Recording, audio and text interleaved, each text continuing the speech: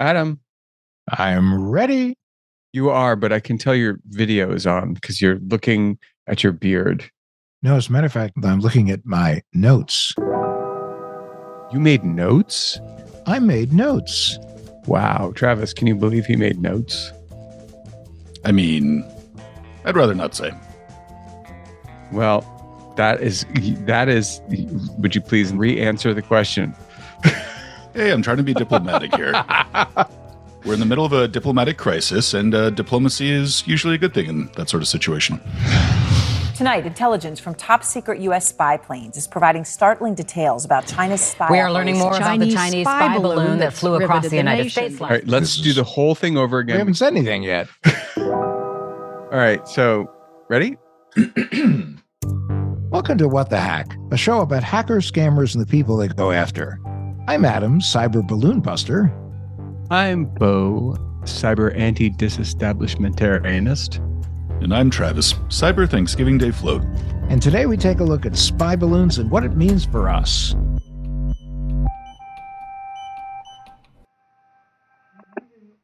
We begin with that giant Chinese spy balloon that's riveted the nation these past few days.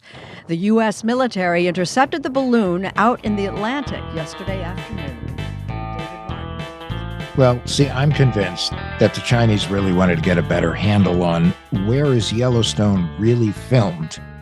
And they wanted to know exactly how many cows there are in America. So what better way to do it than send a balloon over Montana? Aren't there a lot of bison out that way?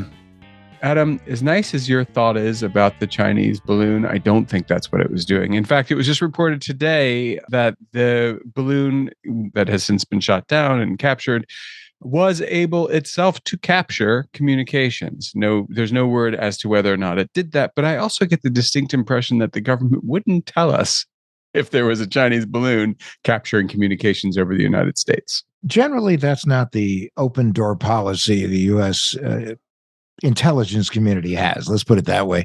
But then again, over Montana, or at least in Montana, we do have like NORAD and missile silos, that kind of stuff. Well, right. And so the nuclear arsenal is there. And presumably people who are, professionals in that business of policing and using and gatekeeping NORAD functional are in that area. And so their communications would be of interest to the Chinese, no? Absolutely. Well, listen, they say it wasn't used for spying. Of course. Travis, what was their actual, did you get, they said they had a spin on this one. They said it was a civilian airship that was used for research, mainly in the field of meteorology. Mainly in the field of meteorology in Montana, but it wasn't just Montana. So the other thing about this is that there's a fleet of these things flying all over the place, all over the world, like more than 40 of them. Well, you got to track weather, hey. But that they're directed by the Chinese military, which I know they have parades. They don't want them rained on, that's the point. Right. But I think there's more to it than that. Look, one of the difficulties in dealing with China is they've never really been forthcoming about their intelligence activities, and certainly our government isn't going to talk about it openly. So, but also, like, you know what? Why would they be? That's not that's their job, is to be secret about the things they're being secretive about.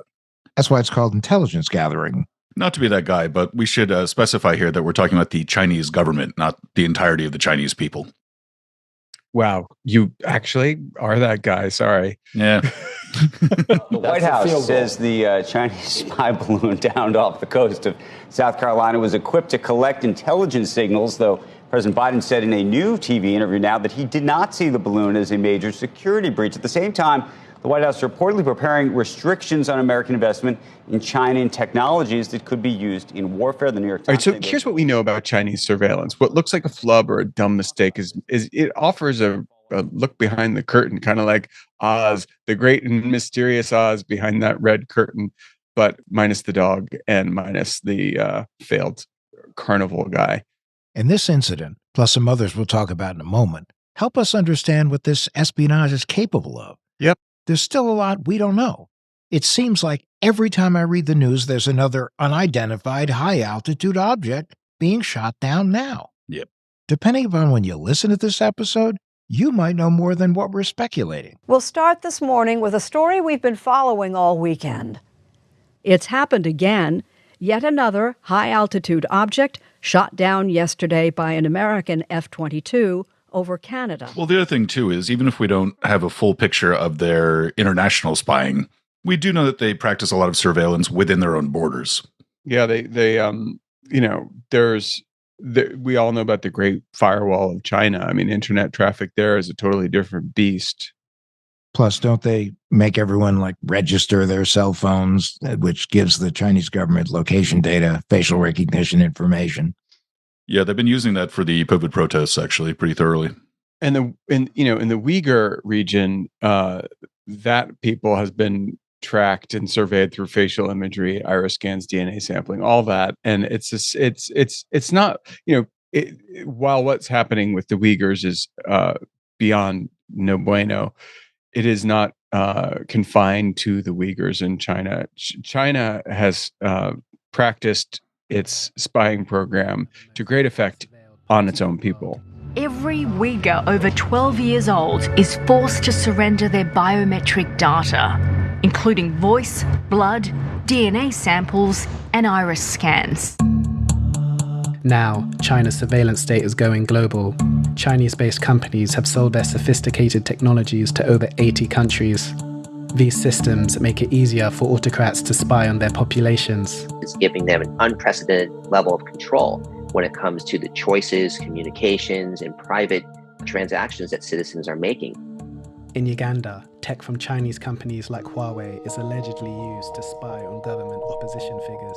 This is just what we know about. Imagine what we don't know about that's still to come in the news at some point to completely freak us all out.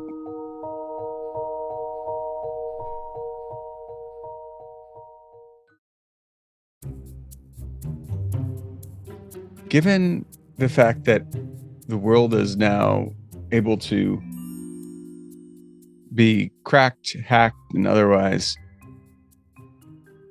gacked, is that a word? With it is now quantum computing and other scary things that you can do with a computer. Why a balloon? It does sort of seem like something out of a Jules Verne book. People saw it, it was not a big. It was not the first time it had happened. It was not a big deal the first time it did happen. They are used for tracking weather. I don't know. Wasn't this thing like 200 feet tall? Yeah, but it was 60,000 feet in the sky.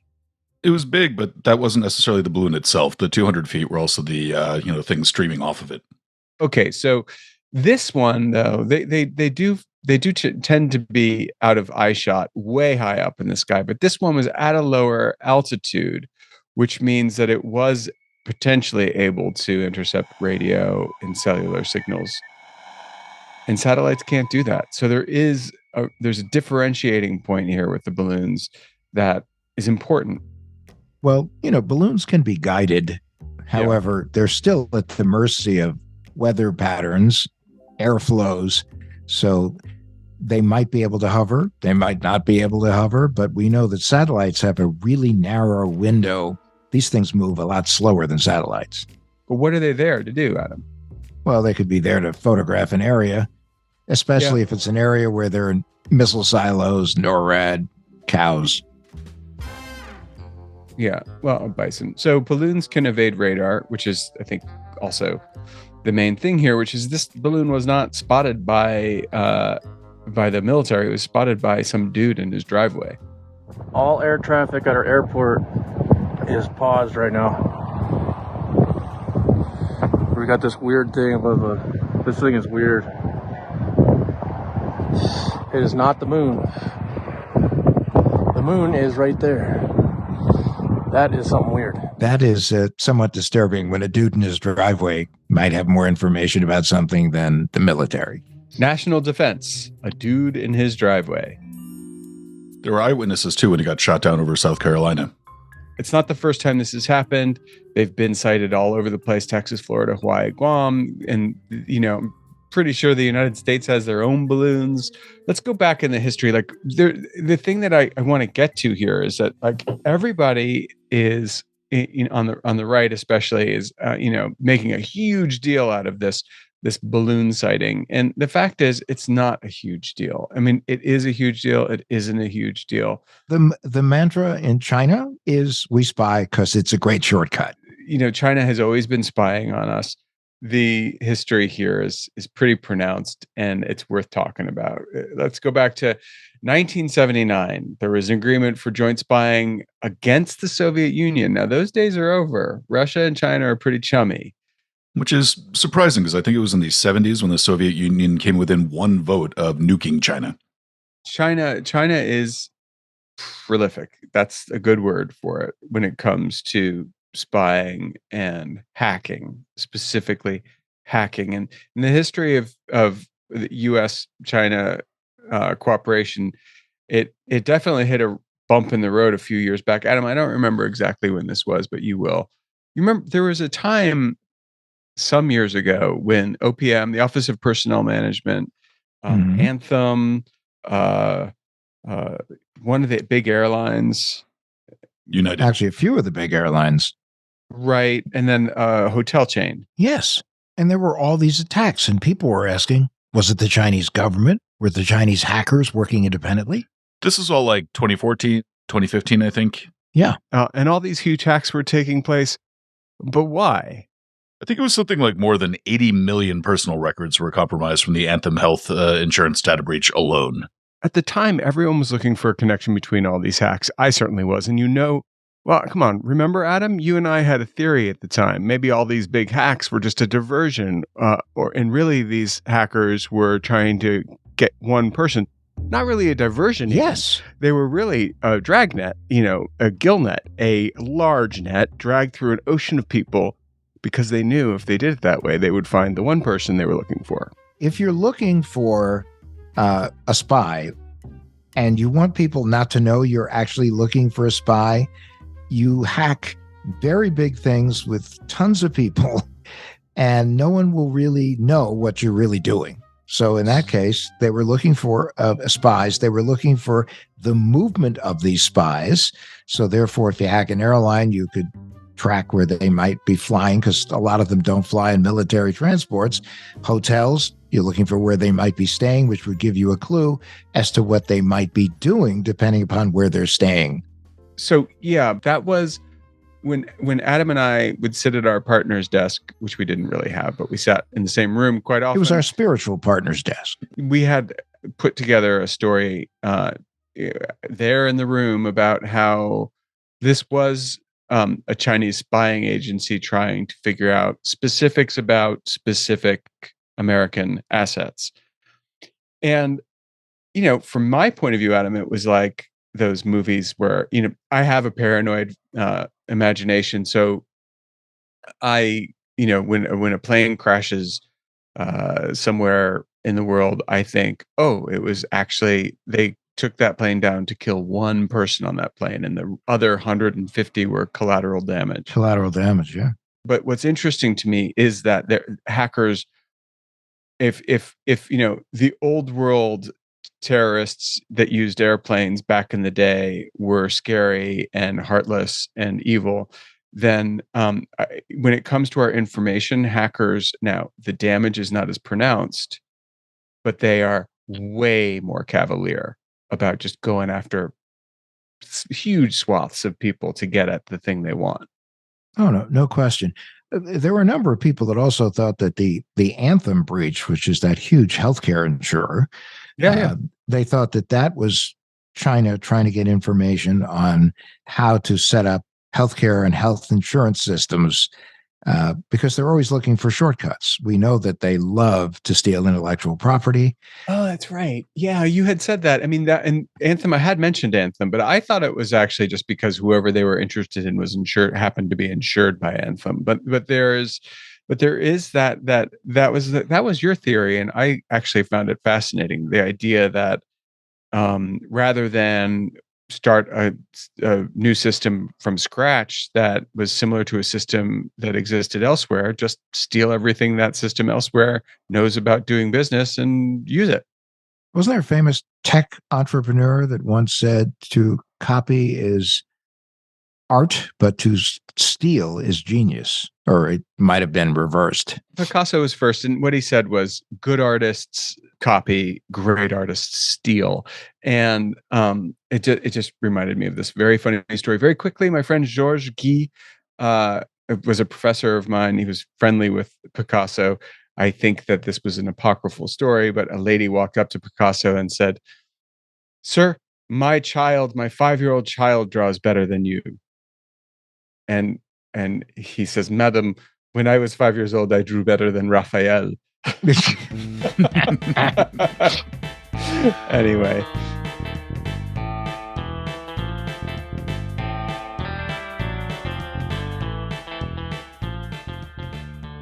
Okay, back to China. I remember they were pretty busy during COVID, right? Yeah, since a lot of people were at home and needed to use VPNs to connect remotely, hackers were able to take advantage of that situation, and they were able to hack quite a few defense contractors. They also went after the private sector, hacking intellectual property, pharmaceuticals, COVID-related. In other words, same old. But they were even going after human rights activists here. China has been extremely active with their state-sponsored hackers in the realm of spying in almost every aspect of life as we know it on Earth. Do you know that our friends at the FBI are actively investigating 2,000 incidents involving Chinese hackers and intelligence gathering incidents? Yeah, for real. We don't know. We could be reading in a headline next week or next decade that says TikTok and Huawei were spying on Americans, and this is what they were able to get. TikTok's been banned outright by the U.S. government. And not only that, but there have been laws recently passed, bipartisan. You ready for that? Bipartisan laws to ban TikTok, and several states are banning TikTok. From government devices, specifically. Correct. It's not banned for consumer devices yet. I don't know how I feel about that. I do think it's quite possible we're going to hear someday in the future that it was being used in a way that we can't even imagine. Now, my phone regularly is listening to me. I know it's you, Zucky, are in my phone and you're listening to my conversations. And how do I know that? Because I regularly get ads for things that I've only talked about and have not searched. That's our slogan. When it comes to Zuck, we are all sitting ducks. If it was made by Zuck, you can be sure it's Zuck. Well, that's one of the things, too, I keep on finding curious, that we have that saber rattling about TikTok. And if we can have bipartisan agreement that, say, one social media company should not be taking all of our data, why don't we have a federal privacy law yet? There's the rub. That's an Adam question. I mean, TikTok admitted in last December that its employees in China were scooping data on U.S. journalists through their accounts. And then, they had said this whole thing about no one in the Chinese government can look at, metadata that is associated with TikTok. And then they're like, oh, except when they do, because it was revealed that they did. Well, many years ago, I was in Washington and I met with the counsel for the majority at that time. And I said, why is it that we don't have a federal privacy law?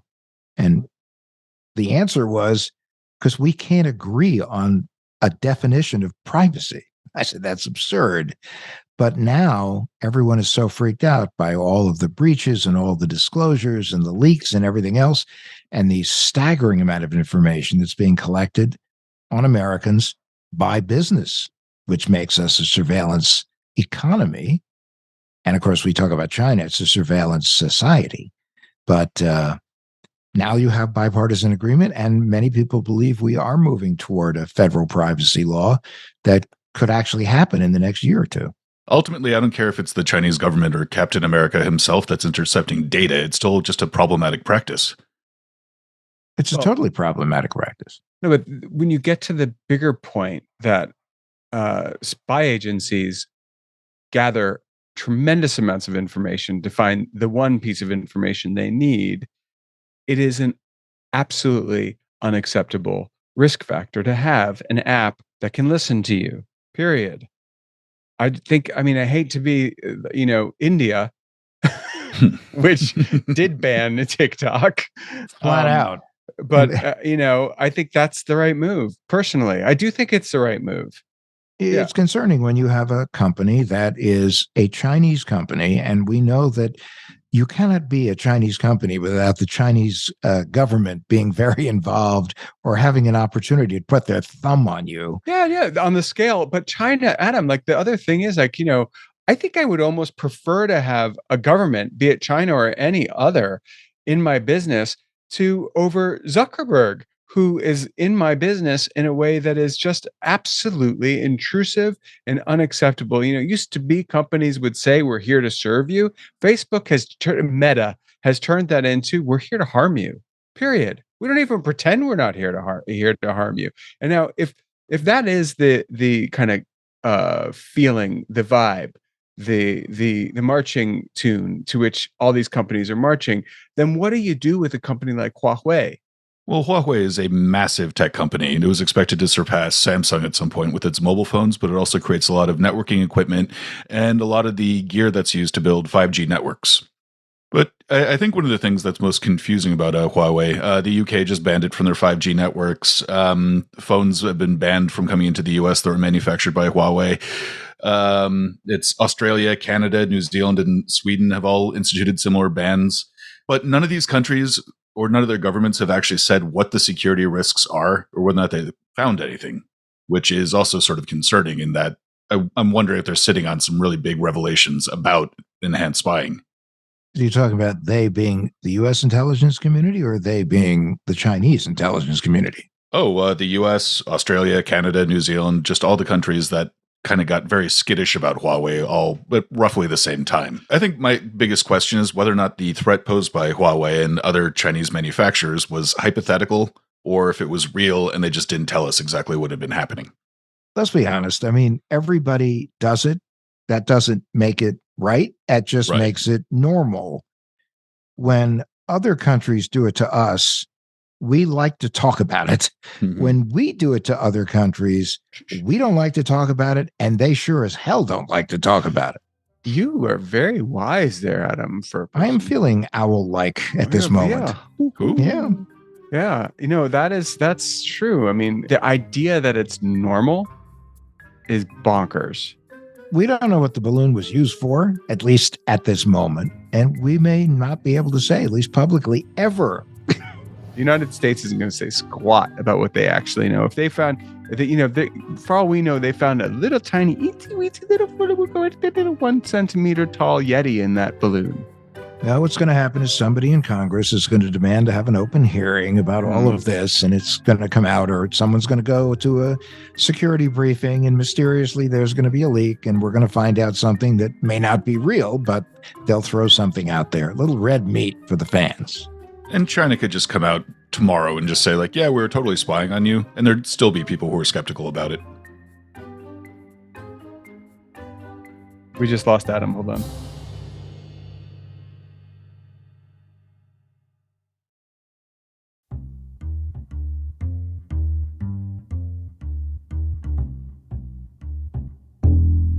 Hey, guys, I'm really sorry. My power just went out, but I'm back.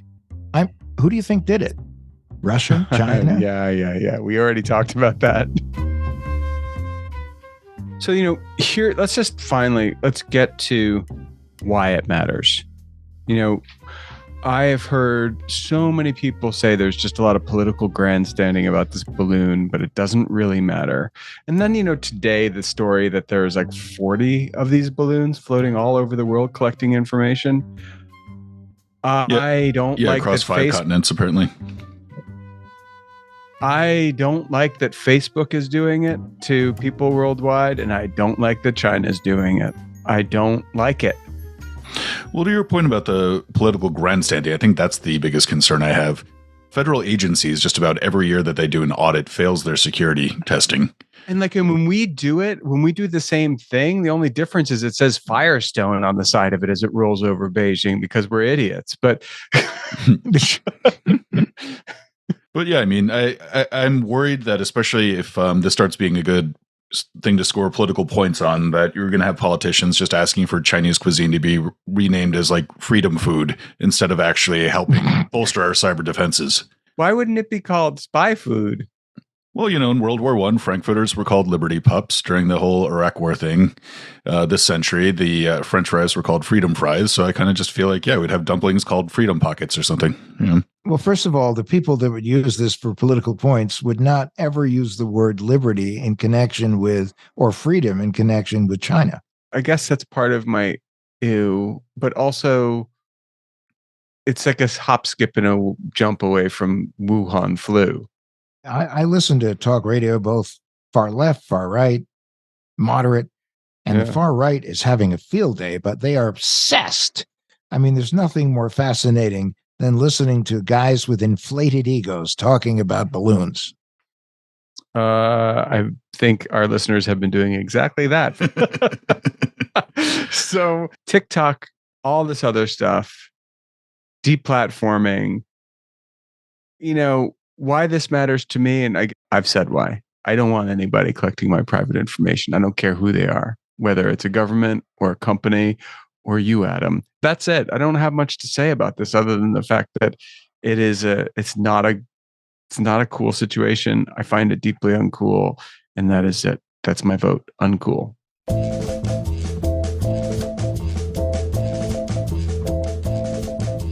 Do you think it would say Budweiser or Firestone on the United States balloon that's going over China right now? Coors Light. Tap the Rockies. Tap the Rockies. Well, that's all I had to say about this. Do we have a tinfoil swan this week? You mean our paranoid takeaway to help keep you safe? Yep, that's the one. What is it, Travis?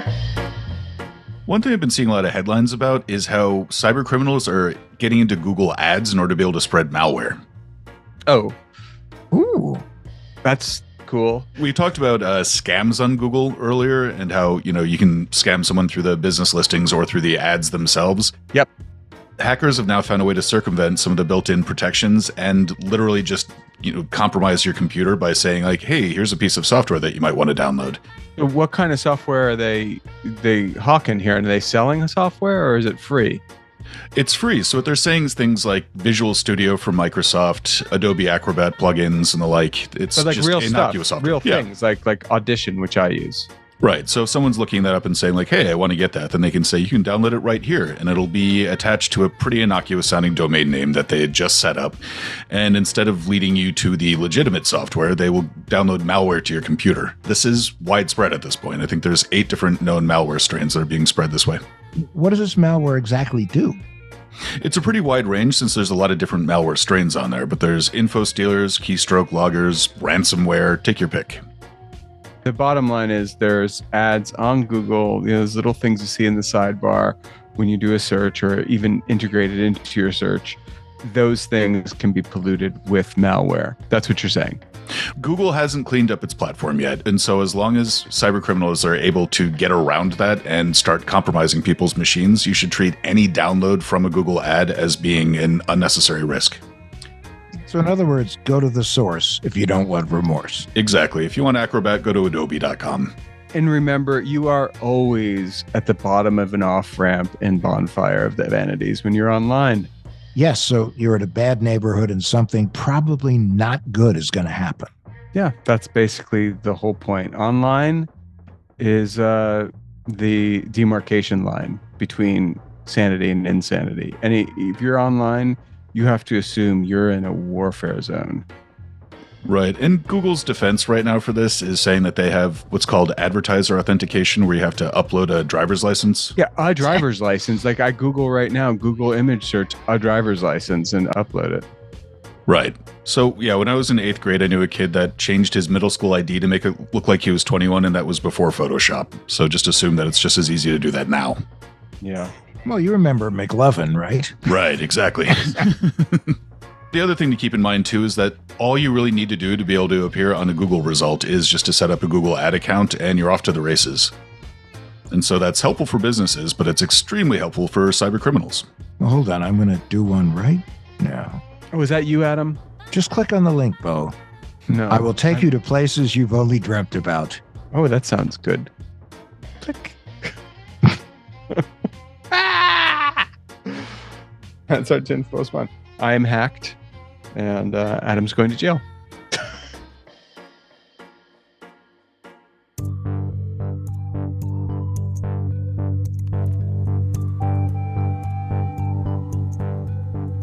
Thanks for listening. If you like the show, please share an episode with a friend and leave a rating or a review wherever you get your podcasts. It really helps people find the show.